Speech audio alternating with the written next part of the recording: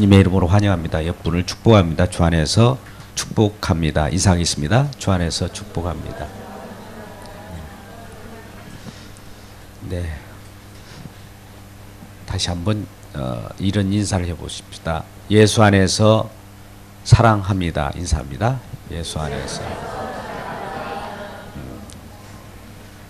네, 우리 사랑이라고 하면 이성 간의 사랑으로 이렇게 받아들이지 마시고, 그리스도 예수 안에서 사랑은 우리들이 평화를 가져다주고 안정을 가져다주는 세계입니다. 그곳은 바로 축복의 세계요, 우리가 원하는 궁극적으로 가야 하는 행복의 길입니다. 그런데 우리는 인생의 미래를 예측할 수 없기 때문에 항상 불안하지요. 앞으로 되어질 일에 대한 불안감, 이런 불안감을 우리를 갖게 되는데, 그것은 바로 어떤 이유일까요? 그것은 바로 세상에서 벗어나지 않았기 때문입니다. 그럼 세상을 떠나서 살아라는 말입니까? 이렇게 질문할 수 있겠죠. 예, 그렇습니다. 이 세상은 불안한 곳이에요. 잠시 있다가 우리들에게 일정한 노정 가운데 그 연습을 하고 진정한 궁극적인 하나님의 나라, 평화의 나라, 기쁨의 나라로 이동하는 여정 가운데 있는 것이죠. 그래서 저와 여러분은 나그네입니다. 나그네는 날마다 길을 물어야 하고, 그 길이 과연 우리에게 진리의 길인가, 행복의 길인가를 확인해야 합니다. 이러한 확인하면서 주님의 음성을 듣기를 주님의 이름으로 축복합니다. 그래서 우리는 이 세상에 살아갈 때는 불안감 속에서 뭔가 되어보고자 하는 욕망이 있어요. 근데 그것이 마음대로 됩니까? 또 이루었다 하면 또 이룬 것도 아니요, 또 이룬 듯 보이면서도 손에 잡히지 않는 곳이 이 세상이죠. 그래서 이루다가 못한 것은 또 뒤에 자식에게 이루어지도록 또 그렇게 소원하는 것이 아닙니까? 날마다 보장받을 만한 것을 찾아서 헤매는 곳이 저와 여러분입니다. 이러한 모습 속에 살아가는 것이 인생이고요. 그러나 우리에게는 인생은 두 번 있는 것이 아니죠. 일생입니다. 한 번밖에 주어지지 않는 이 낯선 세상에 태어나서 가는 여정이 왜 이렇게 불안한지, 우리는 옆분에게도 이러한 불안을 전달하지 말고 기쁨을 전달해야 할 텐데, 우리 가족, 이웃, 또 민족 모두가 불안한 세계 속에 살아갑니다. 그럼에도 불구하고 하나님께서는 우리에게 말씀하십니다. 내가 너희를 인도하리라, 책임지리라, 평안하라, 이렇게 말씀합니다. 또 예수님께서는 저와 여러분에게 말씀하시기를, 하나님을 믿으니 또 나를 믿으라, 마음에 근심하지 말라, 이렇게 약속의 말씀으로 다가오셔서 음성을 들려줄 때, 이 마음에 이러한 음성을 받을 때마다 우리 불안감은 사라지고 안정된 평화가 깃들게 됩니다. 오늘 진정한 인생의 책임은 우리가 지는 것이 아니에요. 사실 우리를 창조하시고 또 우리를 구원하시고 우리 길을 펴주시는 분이 인생의 책임을 져줍니다. 근데 우리는 내 인생은 내가 찾겠다고 나서는 순간 벌써 그 길을 잃어버리고, 우리 주님을 잃어버린 그 속에는 날마다 나 홀로 괴로운 고독 속에 살아갈 수밖에 없는 것입니다. 그래서 좋은 길이라고 하는 것은 우리가 생각하는 것이 좋은 길인가, 하나님께서 우리에게 제시하신 길이 좋은 것인가, 이 차이점 때문에 갈등하게 됩니다. 그러나 우리가 좋은 길, 아무리 내 마음에 흡족한 길을 할지라도 그 끝은 멸망입니다. 왜요? 내가 불완전하거든요. 내 마음 가운데는 죄가 있거든요. 죄 속에서 양태해내는 모든 그 생각과 그 길은 멸망의 길입니다. 그러나 하나님께서 이러한 우리가 가는 길 속에서 되돌아오게 하시고 또 회개케 하셔서 하나님께서 진리의 길로 인도하시게 되는 것이죠.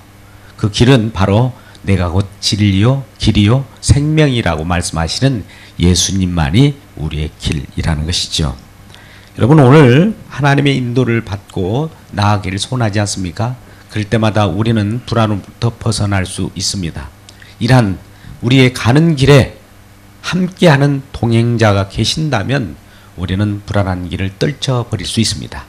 그 동행자, 그분이 누구인가를 한번 살펴보는 시간을 갖도록 하겠습니다. 여러분, 오늘 말씀 33절에 이와 같이 말씀합니다. 그는 또 성막과 제단 주위 뜰에 포장을 치고 뜰 문의 휘장을 다니라. 모세가 이같이 역사를 마쳤다. 무슨 역사를 마쳤다는 겁니까? 하나님께서 모세에 들어 시내산 꼭대기로 올라오라고 합니다. 하나님께서 강림하셔서 이 모세에게 어떤 것을 지시합니다. 처음에는 십계명을 주셨습니다. 그 다음에 성막을 지켜야 하는 설계도를 주시고 제사 제도에 대해서 말씀하셨습니다. 그래서 이 모세는 하나님의 말씀, 여호와의 말씀에 그대로 말씀에 순종해서 그 성막 설계도를 다 그대로 지켜야 되는 것이죠. 성막을 완성한 다음에 그것이 완성한 것을 마치자. 하나님께서 말씀하신 대로 그대로 이루자. 완료형입니다. 완료했을 때 어떤 일이 벌어집니까? 54절에 구름이 회막이 덮이고 여호와 영광이 성막에 충만하였다. 성막을 지고 회막을 지어 놓으니까 이제 여호와 영광, 하나님께서 임재하시는 거예요. 하나님께서 모세에게 명령한 대로 준행한 그 성막을 지으니 이 하나님께서 직접 그 속에 임재하십니다. 근데 하나님은 우리가 볼 수 없어요. 우리가 죄된 인생이기 때문에 하나님은 너무 거룩하기 때문에 속된 우리들이 하나님 보는 순간에 죽습니다. 그래서 하나님이 어른이 알아서 우리에게 나타날 때는 직접 나타나지 아니하고 구름 가운데, 구름으로 어떤 다른 형상으로 우리에게 나타나게 되는데 바로 구름입니다. 구름으로 그 회막, 성막에 임하여서 구름 기둥이 되게 되는 것이죠.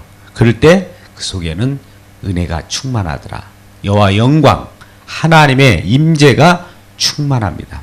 우리가 예배 가운데 예배를 드릴 때에도 마음 가운데 하나님의 성령이 임하면 우리 마음에 감동이 오고 우리가 주님의 그 인도함과 그 임재 안에서 마음이 굉장히 떨리는 마음이 되고 때에 따라서는 그 떨리는 마음과 더불어서 주님이 함께 계신다는 그 안도함 속에 우리가 안위를 갖게 되는 것이죠.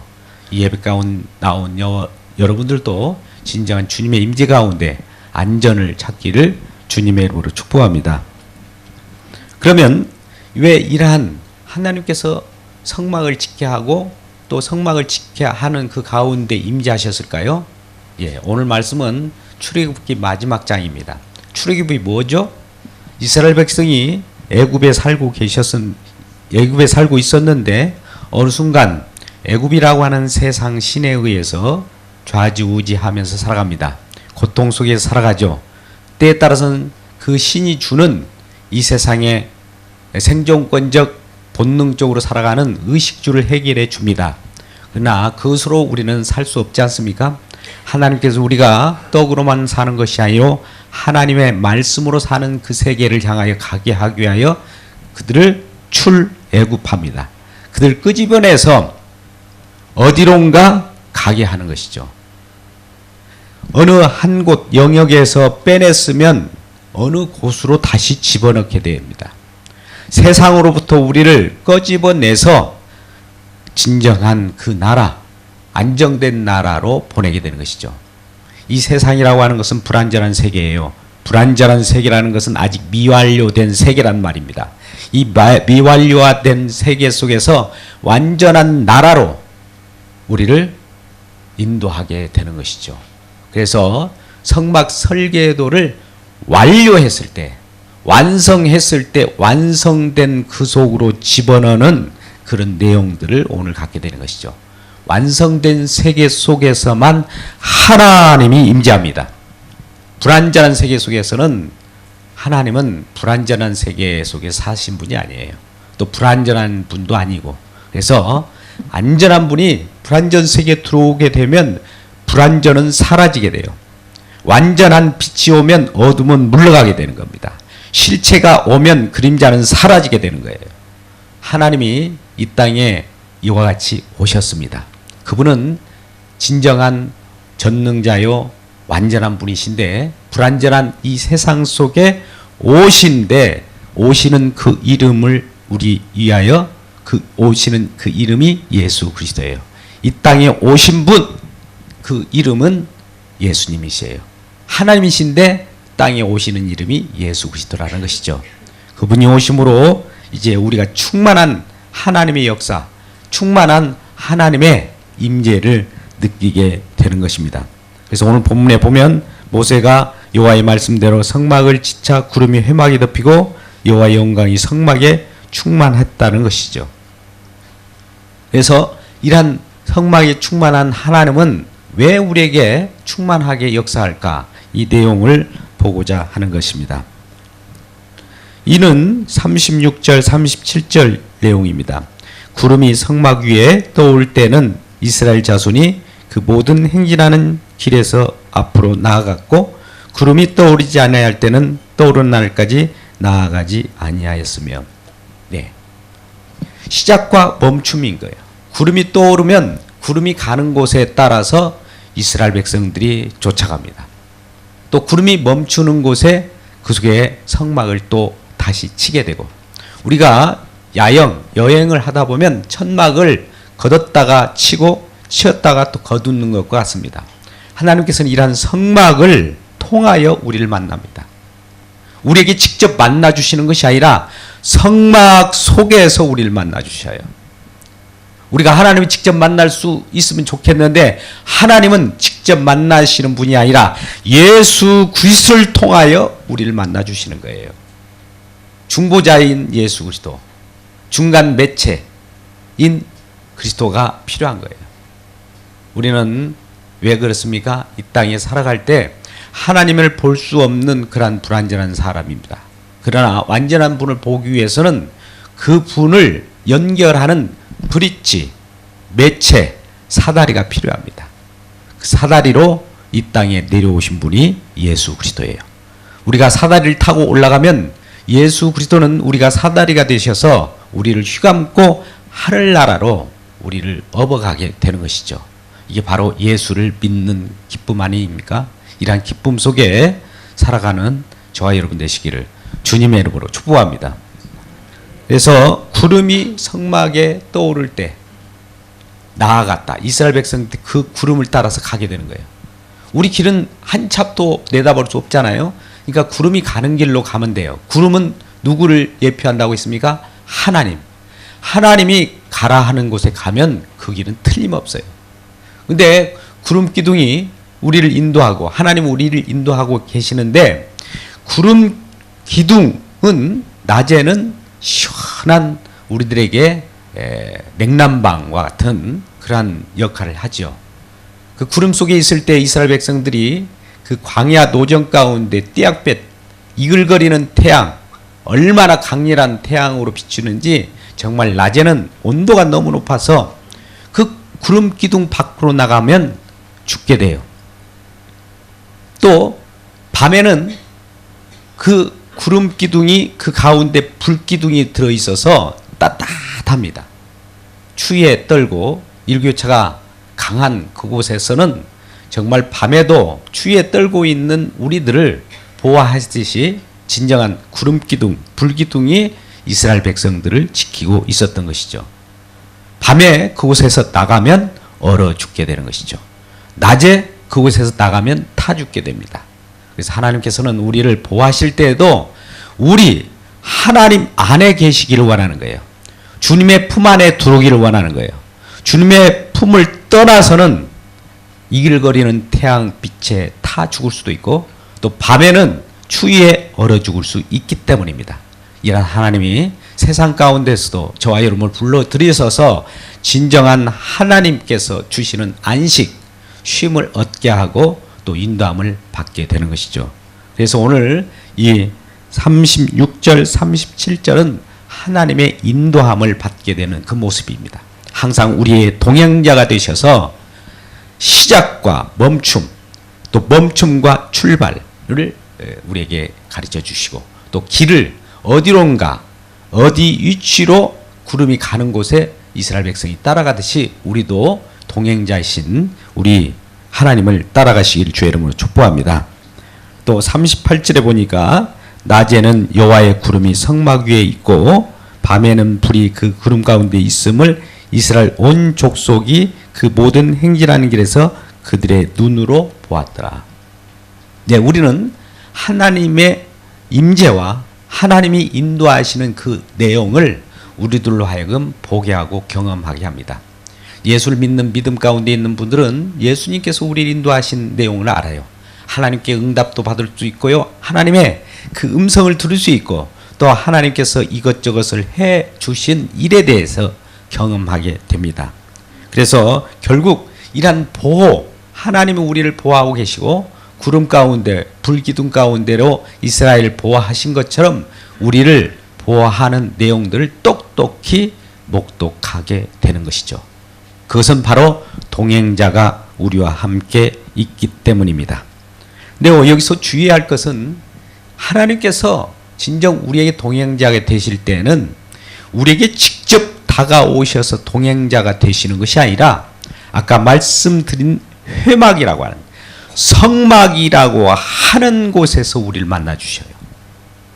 이게 중요합니다.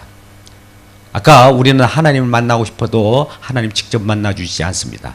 심지어 이러한 하나님의 말씀을 준행하는 모세조차도 회막에 하나님의 임재가 임하였을 때 그 회막에 감히 바로 들어갈 수 없었다고 말합니다. 한번 볼까요? 지금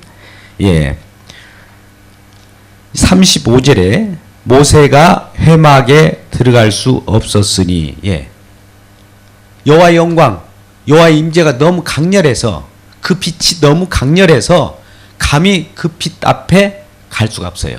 아무리 이스라엘 백성들을 인도하는 영도자인 모세라 할지라도 그 자체도 죄인이거든요. 세상 속의 모든 뛰어난 아무리 위대한 사람이라 할지라도 하나님 앞에서는 죄인일 수밖에 없고 무력한 자예요. 한계의 상황을 느낄 수밖에 없는 자들입니다. 이 세상에 의인은 없어요. 의인은 없나니 하나도 없다고 합니다. 동서고금을 막론하고 기존에 왔다 가신 분, 또 앞으로 미래에 오실 분, 현재 계시는 모든 분 아무리 찾아도 의인을 찾을 수가 없어요. 근데 의인 한 분이 이 땅에서 찾아지는 것이 아니라 하늘에서 내려오셨어요. 그분이 누구시죠? 이름하여 예수 그리스도예요. 그분은 본래 하나님이셨어요. 이 땅에 오실 때 의인으로서 완전한 인간으로서 오신 분이에요. 그분은 완전한 하나님이신과 동시에 완전한 인간. 이런 경우가 있을 수 있습니까? 이걸 신학적인 용어로 이성 1인격이라고 합니다. 한 인격인데 두 가지 성품이 있는 거예요. 하나님과 인간의 그 교류적인 성품이 들어와 있는 것이죠. 그러나 그들은 혼합되지 않습니다. 그건 신비예요. 하나님이자 인간인 그분이 인간이 되셔야 인간과 대화를 하게 되는 거예요. 인간을 이해할 수 있는 거 아니겠습니까? 인간의 마음을 어떻게 알 수 있어요? 물론 하나님이시니까 다 알 수 있지만 친히 오셔서 인간의 애통하는 마음, 절규하는 마음, 불안한 마음, 미래를 예측할 수 없어서 이리저리 방황하는 마음을 친히 와서 감싸주고 함께 먹고 마시며 우리가 아플 때 그분이 또 아프고 우리가 기뻐할 때 그분이 기뻐하는 그러한 동행의 삶을 느끼게 되는 것이죠. 우리와 공감하는 그 능력을 가지고 오신 분이 예수 그리스도라는 것입니다. 그분이 우리를 오늘 또 보호하시고 또 그분과 함께 동행하는 가운데 우리는 기쁨을 누릴 수가 있는 것이죠. 오늘 말씀 속에 성막이 있다라고 했어요. 성막에서 하나님의 임재가 있었어요. 우리를 직접 만나주시는 것이 아니라 이스라엘 백성을 직접 만나주시는 것이 아니라 하나님은 성막에 임하였어요. 근데 모세가 그 성막으로 들어가게 되죠. 아무나 들어갈 수 없지만 들어가게 되는 그런 임재 가운데 있는데 그 성막이 무엇이기 때문에 우리는 하나님께서 그곳에서 우리를 만나기를 원할까요? 성막의 속에는 여러 요소가 있습니다. 오늘 성막 설계를 통해서 이 성막을 완성한 모세가 우리에게 가르쳐 주는 내용들이 출애굽기에 나오고 또 레위기에 나오고 그 다음 민수기에 나오게 되는데 그 성막에는 여러 가지 요인들이 있습니다. 모든 인간의 죄 문제를 이스라엘 민족들의 죄 문제를 처리하는 곳입니다. 은혜가 있는 곳이에요. 은혜가 있다라고 하는 것은 죄를 처리하는 곳이에요. 죄가 처리되지 않는 곳은 은혜가 있는 곳이 아닙니다. 은혜가 있는 곳에 우리가 사는 곳이에요. 죄가 사라지는 곳에 우리가 사는 것이에요. 여러분, 욕심이 잉태한 즉 무엇을 낳습니까? 죄를 낳아요. 왜? 우리는 이 세상에서 우리가 하고자 하는 욕망이 이루어지지 않습니다. 그러기에 날마다 불안해요. 그런데 그럼에도 불구하고 그 욕심, 그 욕망을 이루기 위하여 날마다 고군분투하고 있지 않습니까? 그게 바로 죄예요. 죄의 싹은 그러면 뭡니까? 결과적으로 사망입니다. 아, 우리 욕심 때문에 사망이 오는구나. 우리 욕심은 결국 죄네. 이 죄를 어떻게 처리할까? 예, 그 성막에 들어가면 죄가 처리됩니다. 죄는 내 대신 내가 처리해야 되고 내 죄는, 내 문제는 내가 해결해야 되는데 우리는 또 내 죄를 내 스스로 처리할 수 있는 능력도 없네요. 그래서 대신에 어떤 양을, 짐승을 잡아서 짐승의 피를 뿌려서 그로 말미암아 하나님이 그 피를 보고 우리를 만나 주십니다. 우리를 직접 만나 주지 않아요. 하나님은 그 피를 보고 우리를 만나 주셔요. 죽음은 그 피를 보고 넘어갑니다. 왜요? 이미 죽었다라는 것을 먼저 가르쳐 주는 거기 때문에. 죽음이 있는 곳에는 죽음은 넘어가요. 그런데 우리가 욕심으로 살았다고 하는 자는 필히 심판을 감행하는 분이 하나님이셔요. 그래서 성막 속에는 그러한 여러 요소가 있어요. 성소가 있습니다. 지성소가 있어요. 성소에 들어가는 길에도 우리는 번제단이 있고 물두멍이 있습니다. 손을 씻어야 돼요. 또 성소에 들어서면 또 진설병상이라고 떡상이 있어요. 사람이 떡으로만 사는 것이 아니라 하나님 말씀으로 산다는 것을 예표하는 것이 있습니다. 옆에는 촛대가 있습니다. 향단이 있습니다. 그곳이 성소예요. 거룩한 곳이에요. 그런데 이런 거룩한 곳에도 아무나 들어가는 것이 아니에요. 그 손을 씻고 자기 자신을 불태워야 들어가는 거예요. 죄가 오염되는 모든 것을 씻어야만 들어갈 수 있는 것이 성소예요. 근데 성소 또 안쪽에는 무엇이 있습니까? 지성소. 지극히 거룩한 곳이라는 것이죠. 거룩한 곳에 불경한 저와 여러분이 들어갈 수 없어요. 그래서 1년에 대제사장이라고 하는 자를 뽑아서 그가 날마다 하나님 앞에 말씀대로 경건한 모습을 보이고 그도 핏부림의 피를 뿌려서 들어가게 되는 것이죠. 1년에 7월 10일 날 하루 들어가요. 하루 들어가면 그 대제사장이 들어가는 이유는 우리 모든 이스라엘 백성, 인간들의 죄를 함유하고 그 용서를 받기 위하여 대신 들어가는 것이에요. 대신 들어가는 그곳에 하나님께서 그곳에서 좌정하시고 우리를 만나주시는 것이죠. 대제사장을 만나주시는데 죄가 있는 자는 그 속에서 하나님 만날 때 즉사합니다.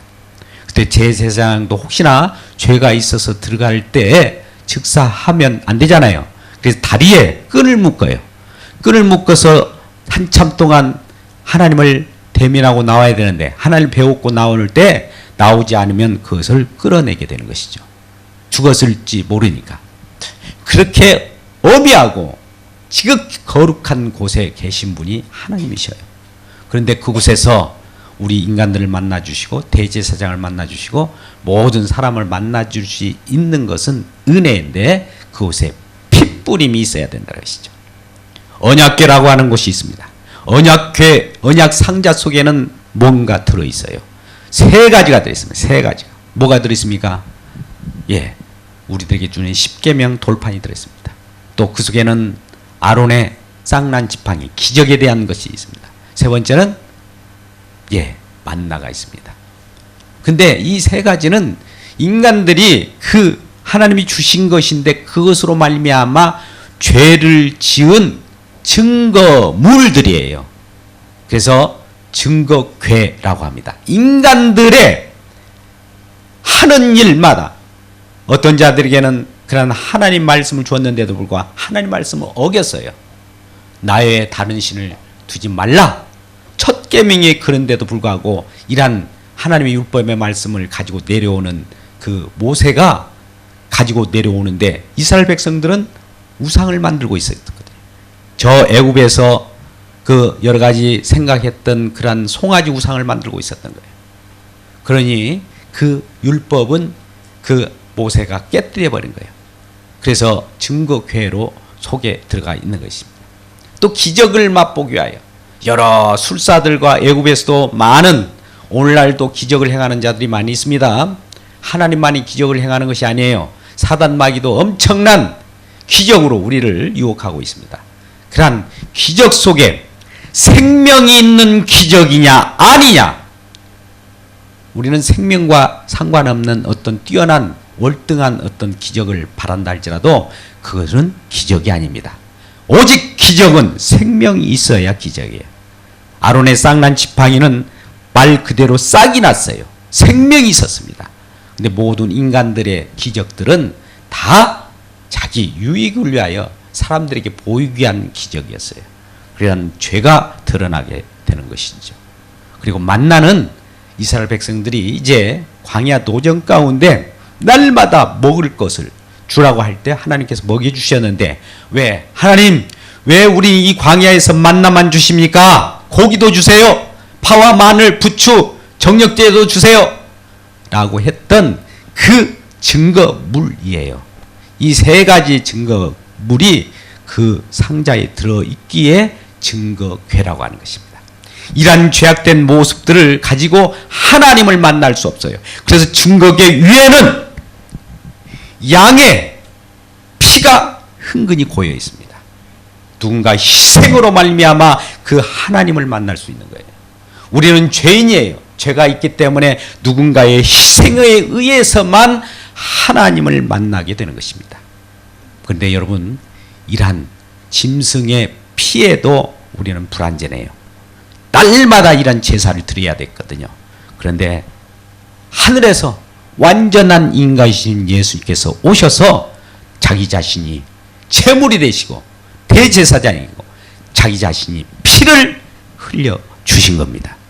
그러므로 말미암아 하나님과의 단절된 관계가 회복되고 우리가 예수 그리스도의 그 핏뿌림으로 말미암아 하나님을 만나게 되어서 진정한 생명을 얻게 되었던 것이죠. 본래 하나님은 우리에게 생명을 주시기를 원하셨어요. 우리를 사랑하신 그분입니다. 태초에 말씀이 계셨습니다. 말씀이 하나님과 함께 계셨으니 이 말씀은 하나님이십니다. 그가 태초에 하나님과 함께 계셨고 그가 만물이 그가 지은 것이 하나도 지은 것이 없이는 그가 없이는 지은 것이 없었어요. 그 안에는 생명이 있었으니 이 생명은 사람들의 빛이었습니다. 이러한 빛 대신 예수께서 요한복음 1장 14절에 말씀이신 그분이 이 땅에 오셨습니다. 말씀이 육신이 되어서 우리 가운데 거하심에 우리가 그 영광을 보니 아버지 독생자의 영광이요 은혜와 진리가 충만하더라. 아가 성막에 충만한 여호와의 영광 임재가 충만하듯이 말씀 자체가 이 땅에 오신 거예요. 말씀 자체가 인간이 되어 오신 거예요. 말씀 자체 하나님의 형상이 우리 가운데 임하였으니 그게 바로 예수 그리스도입니다. 그분은 직접 우리에게 가할 때 그 속에서 성막 가운데 피를 흘리는 양, 짐승의 피와 같이 친히 십자가에서 피를 흘려서 우리가 하나님을 만날 수 없던 그 다리를 죄 문제를 처리하고 사망의 문제를 처리하고 우리를 용서하심으로 하나님이 우리를 만나게 되는 그 일이 벌어졌으니 이것이 기적이 아니고 무엇이겠습니까?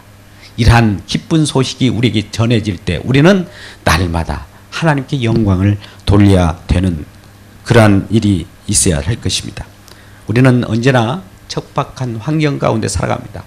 하루하루 또 미래를 예측할 수 없고 또 내가 앞을 간다고 할 때 이 길이 바른 길인지 또 불안전한 길인지 알지 못하고 신음할 수가 있어요. 그러나 우리 주님, 이와 같이 우리 문제를 해결하게 오신 우리 예수님께서 우리에게 동행자가 되신다면, 우리와 함께 하신다면, 아니 우리와 함께 하고 계십니다. 이란 든든한 분이 계심으로 우리가 우리 앞에 있는 불안한 세계 속에서 하나님을 모시고 사는 기쁨 속에 날마다 승리할 수가 있습니다. 이러한 승리로 살아가는 저와 여러분 되시기를 주님의 이름으로 축복합니다. 말씀을 매직합니다. 오늘 말씀의 내용은 하나님께서 인간을 만나기 위하여 성막이라고 하는 그곳을 통해서 하나님이 임재하셨습니다. 그러면 우리는 그 성막 속에 들어가야 하나님을 만날 수 있어요. 하나님은 우리를 직접 만나 주시지 못하기 때문입니다. 우리가 또 하나님을 직접 만날 수 없기 때문에 성막에서 만나자고 그래요. 그 성막이 무엇입니까? 장차 성소가 되고 이 성막이라고 하는 그분이 예수님이셨던 거예요. 결국 성막은 장차 우리에게 임하시는 교회의 모형이자 교회의 머리는 예수 그리스도인데 예수님 자신을 뜻하는 것입니다. 모든 성경은 예수에 대한 말씀인과 동시에 그 속에서 예수님을 만난 자는 살고 예수님을 벗어난 자는 죽습니다. 구름 가운데 불기둥 가운데 인도하시는 그 하나님 안에서만 우리가 살고 그 구름기둥 불기둥 밖에서는 이 세상 속에서도 밤에는 얼어붙을 수 있고 낮에는 타버릴 수 있는 그런 세상 속에서 구름기둥 불기둥 되시는 우리 주님 안으로 들어오시는 저와 여러분 되시기를 바라고, 또 그와 동행할 때 날마다 기쁨의 안위를 가지고 살아가는 저와 여러분 되시기를 주님의 이름으로 축복합니다.